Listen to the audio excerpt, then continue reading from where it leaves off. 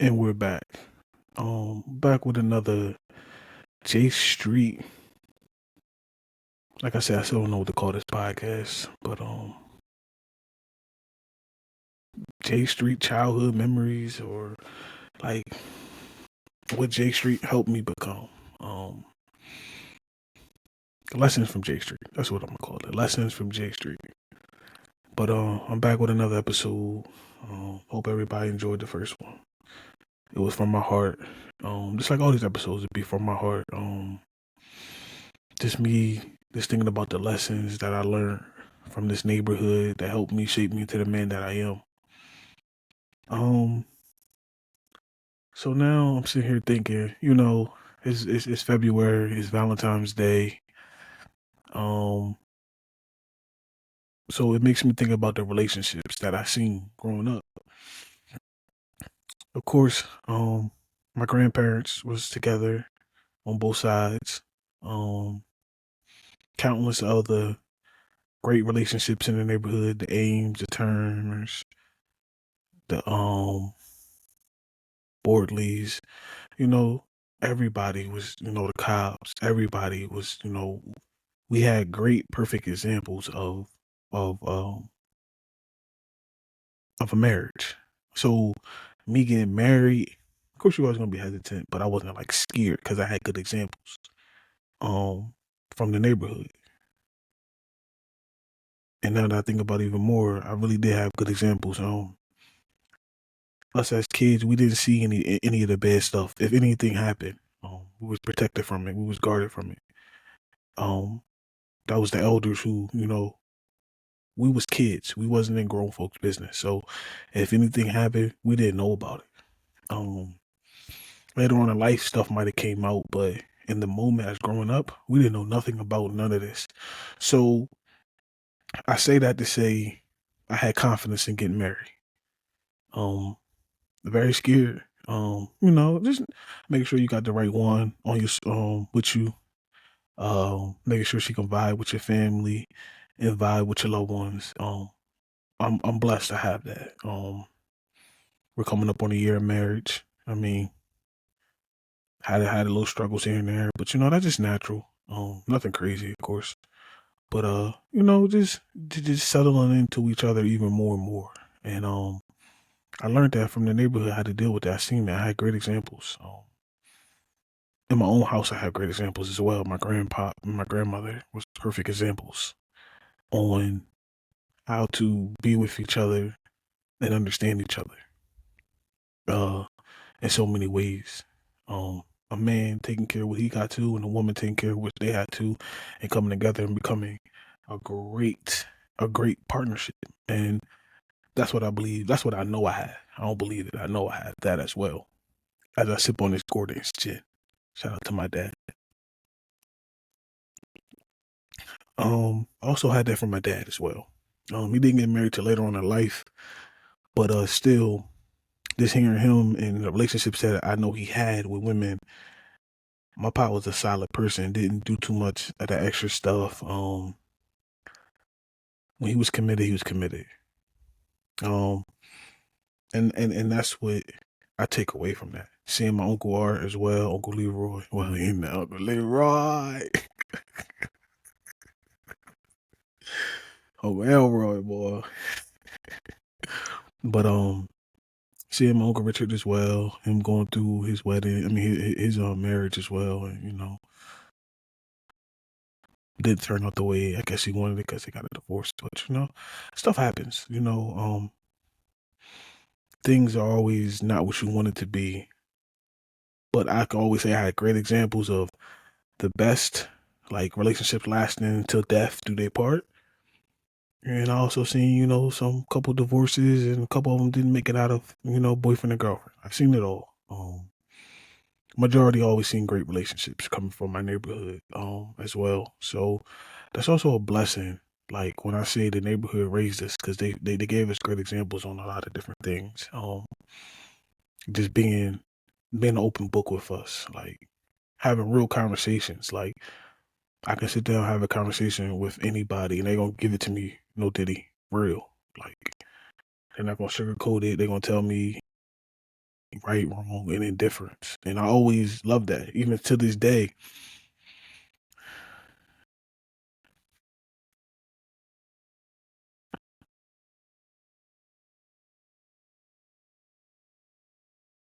Even to this day, even to this day, I can have conversations with my uncle.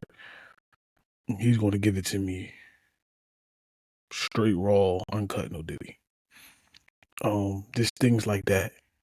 Just having a conversation, and they tell you be careful when it comes to certain women. Let me tell you the realest thing I ever heard from them was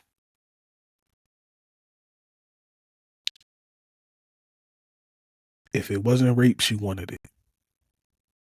Meaning, if a female has sex with another man, she wanted it. Um, the man has no loyalty towards you.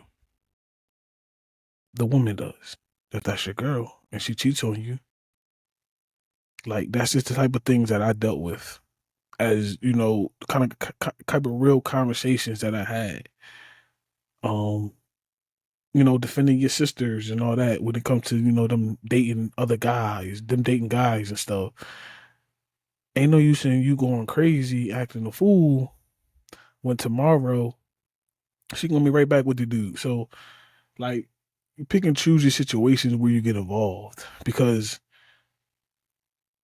I can say this: every young guy in the neighborhood, like my age, like Shannon, Leroy, Sheik, Dame, Boob, like when we go over the edge, we go over the edge. It's not we don't know how to we don't know how to slightly go over the edge. And I believe, they seen that in us quick tempered as a youth.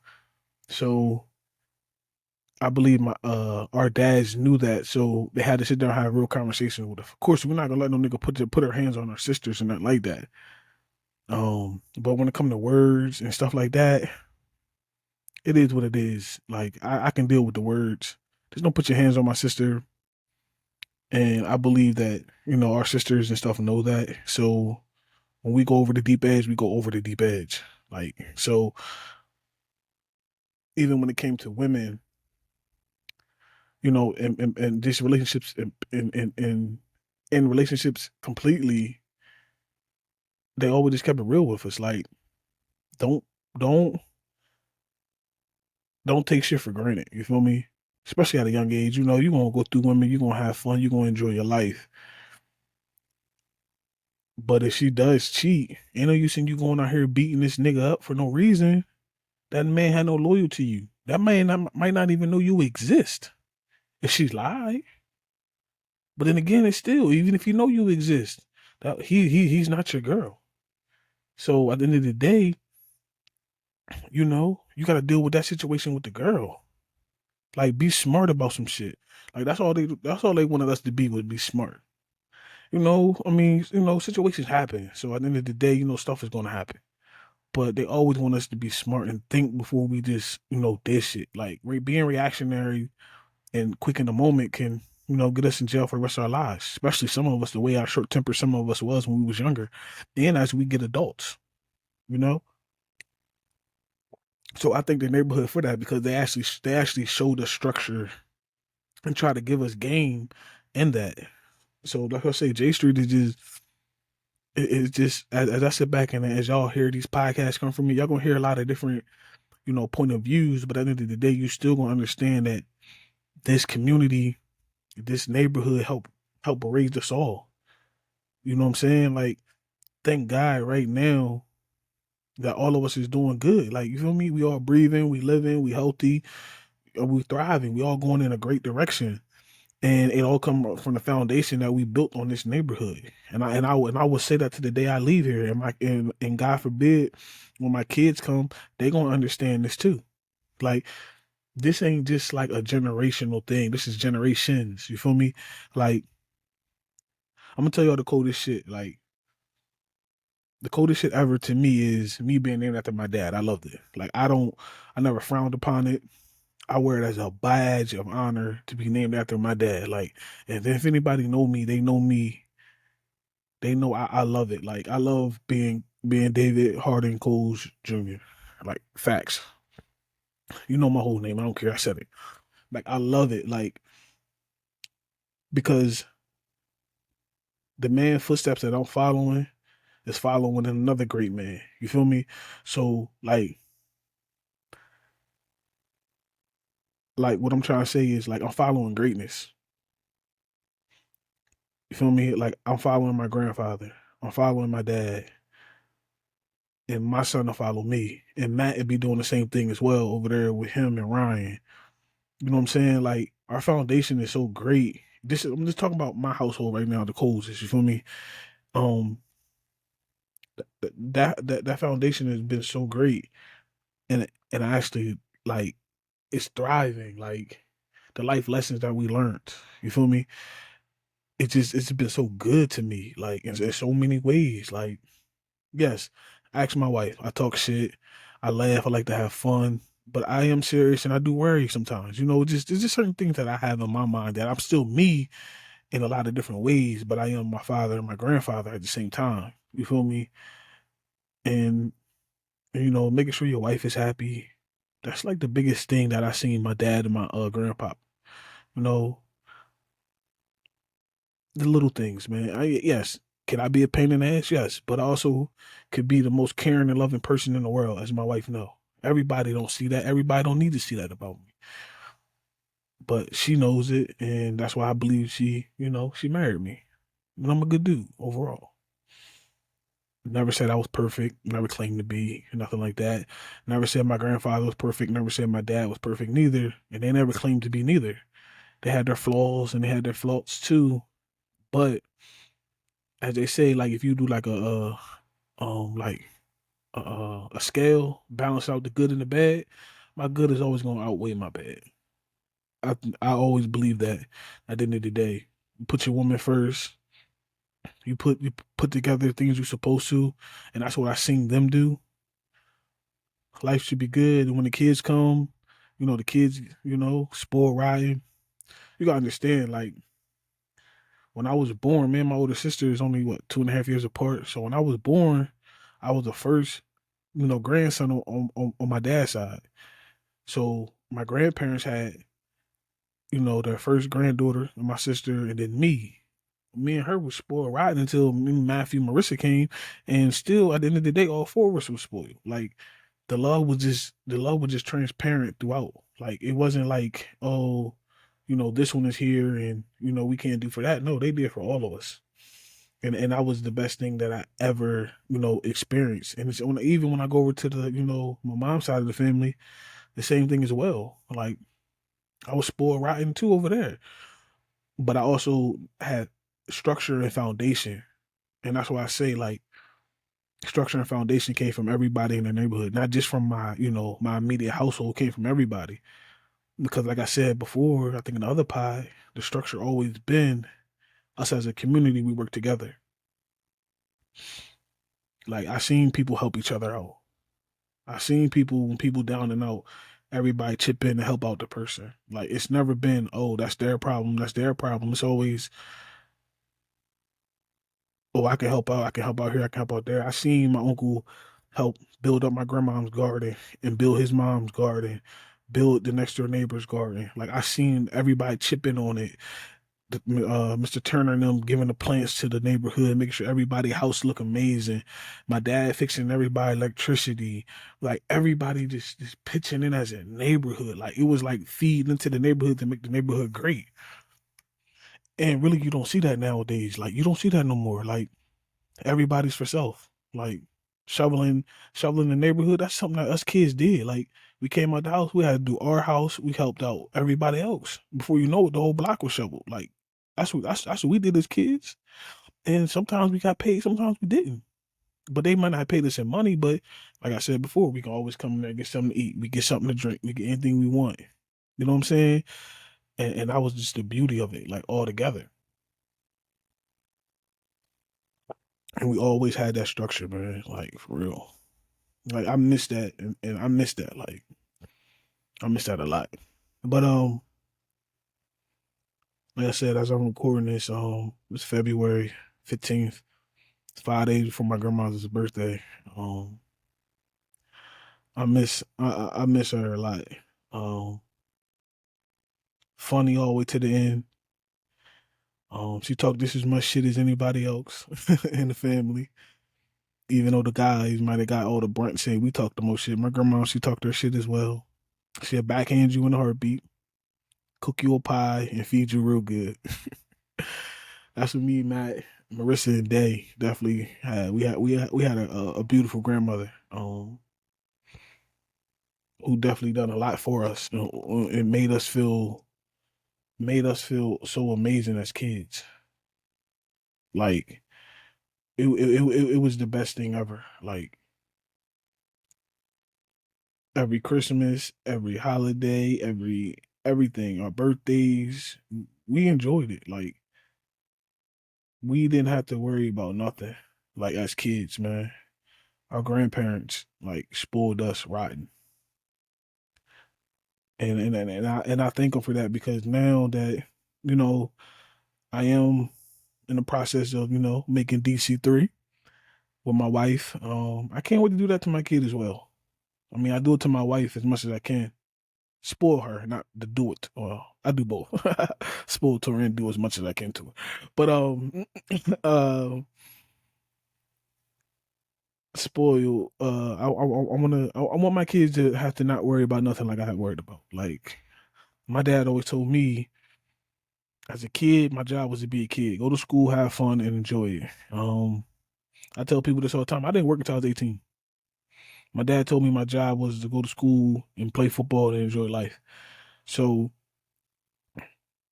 I didn't have to worry about, the electric bill, the water bill, the cable bill, mortgage, rent, food, or nothing like that. Like my pop took care of all that. So it allowed me to be a kid into my life. And I thank him for that because now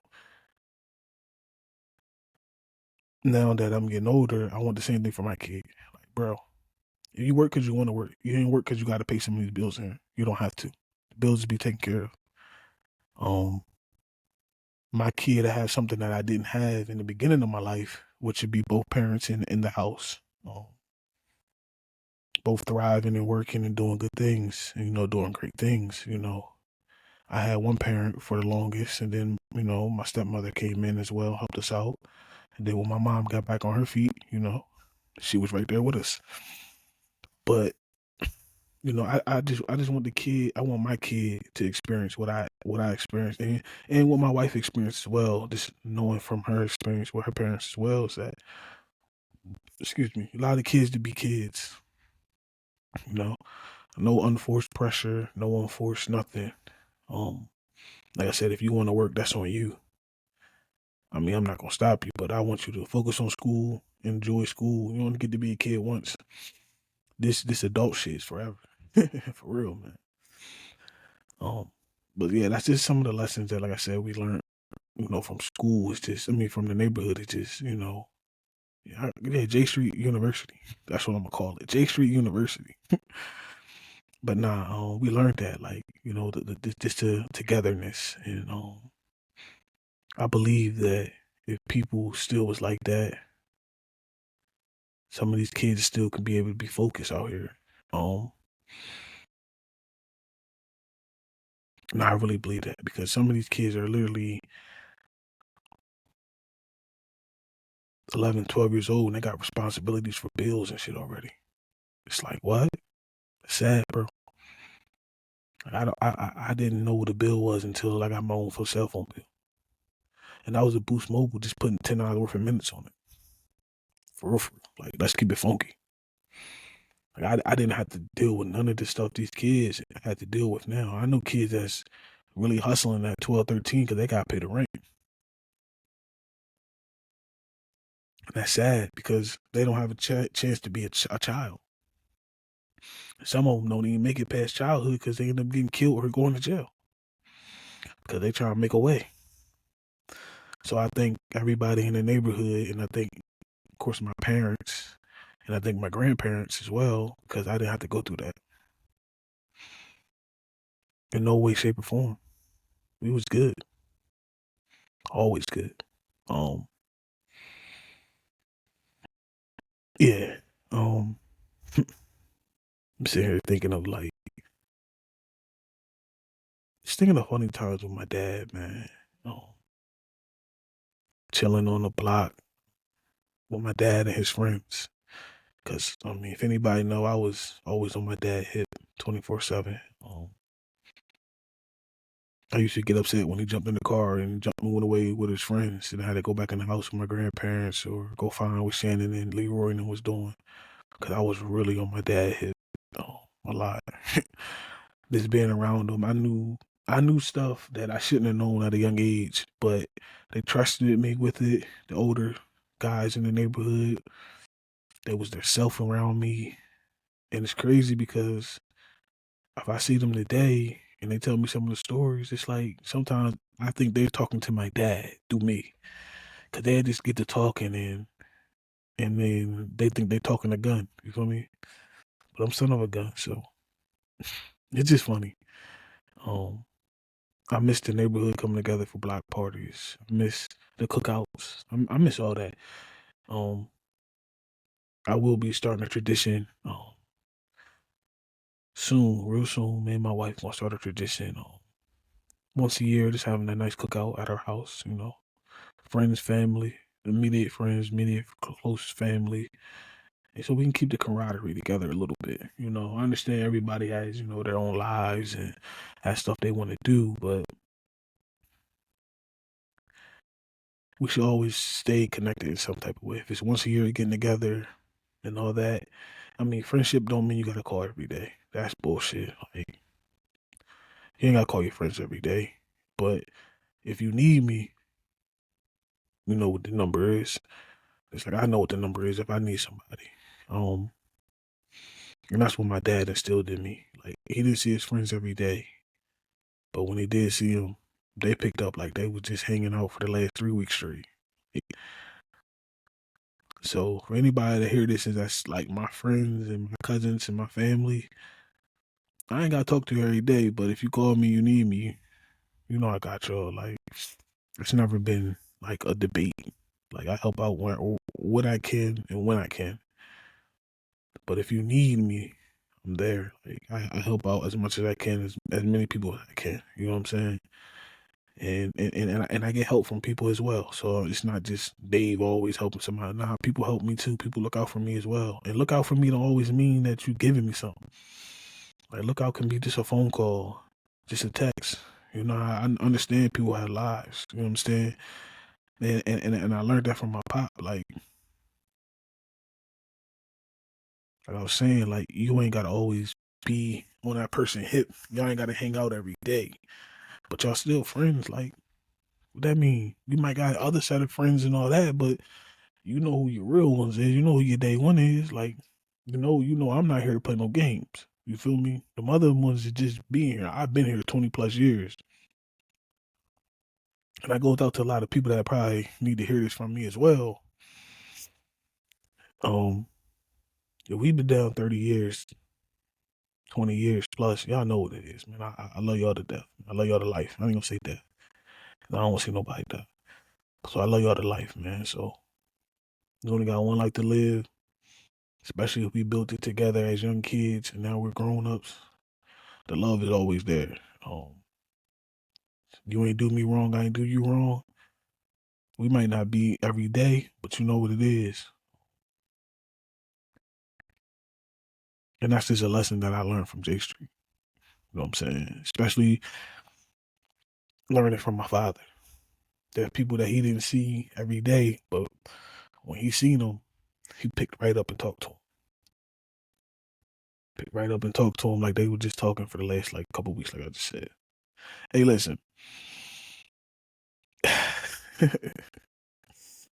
I'm laughing because I know I'm about to hit a touchy subject, but a funny touchy subject. Listen, J Street is majority Cowboy fans. Said it. Most of us are Cowboys fans still to this day. And a couple of them was Eagles fans as well. The Eagles just won their second Super Bowl last week. Congratulations to them.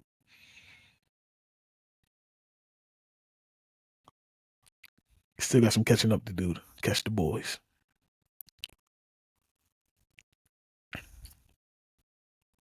And I'll take another sip of this Gordon's gin to that. But yeah, just want to get out of the way because the Eagle fans is on their heads right now because they winning, you know. But a lot of them, in their 20s, they went through a lot of heartache. You know, my uncle, my dad, and a couple other Cowboy fans in the neighborhood, Uncle Leroy and them, was partying on them. Now they try and get us later on in life, but it's okay. It ain't over. It ain't over till it's over. And I bleed that blue and silver, blue, silver, white with the star. Y'all know what it is, Cowboy Nation. Cause I know my pop here, he still be talking this shit too. So we gonna keep it going for real. Uh, I just wanna say like these podcasts, like I said, they gonna come out sparingly. I don't know when I get to feeling it or I get to missing my pop more. I think I'm gonna do it more and more. Or I feel like a big milestones coming up, like my 1 year of me being married. Like I just sit back and I think like, damn, 1 year. Ooh, 1 year and a lifetime to go. And I'm just thankful that my father, my grandparents, and the Ameses, Turners, they all gave me great examples of what a relationship should be, the strength, the strength, the strength of it. Like I love it. I love it because I have a great foundation of what a strong relationship is, and I thank everybody for it. So the neighborhood is always going to run through me, my blood all day. I know Shannon, Leroy, Sheik, Dame, Boob, Shanice, Ish, even Day, Marissa. That's all the kids around our age, man. Like we all benefited from this neighborhood, and I love it. I just don't know what more I can do to make sure it stay alive. And I'm going to make sure it stay alive. These podcasts is going to make sure it stay alive. Everybody going to hear this word and hear the influx of it because 20th and Jefferson, from the year I was born until I could say 20,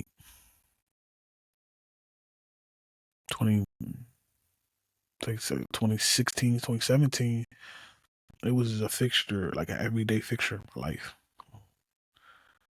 As things happen and people get older and, we lost a lot of the great elders in our neighborhood. Neighborhood moved down a little bit, but it's still always in my heart. And I know it's in their heart too, because, the foundation that we all want to leave, or that they built, that we all want to still stand on. Then this shout out to my cousin Shannon um, for having still owning the house on the neighborhood. And I'm coming to get my grandparents' house real soon as well. Um, we're gonna be making a lot of moves soon, but I'm starting with this pod and just keeping the name alive.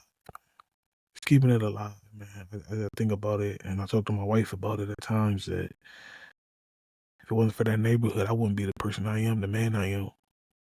Of course, it wasn't for my dad, ultimately, my grandparents and stuff like that. I definitely wouldn't be the man I am. And I think everybody still. I'm just a thankful person when it comes to the neighborhood I was raised in, the house I was, born born and grew up in on both sides. Even the family members that I had, blood and non-blood. I'm just blessed. And I never been this much. I never been this thankful until now that I get older. As I get older, I feel like I'm appreciating it more. And I am appreciating it a lot. I am, and I appreciate it with a smile on my face because I'm grateful that I had a great father. parents in general, grandparents in general, all sides, and of course I'll say that Ames adopted me, so them as well.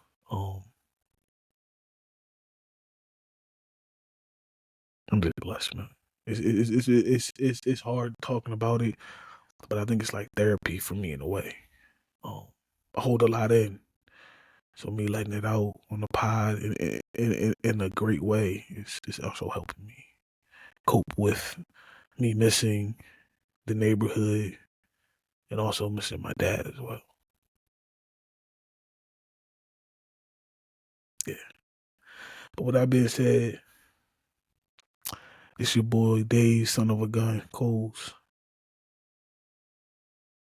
J Street for life. Holla at y'all on the next one.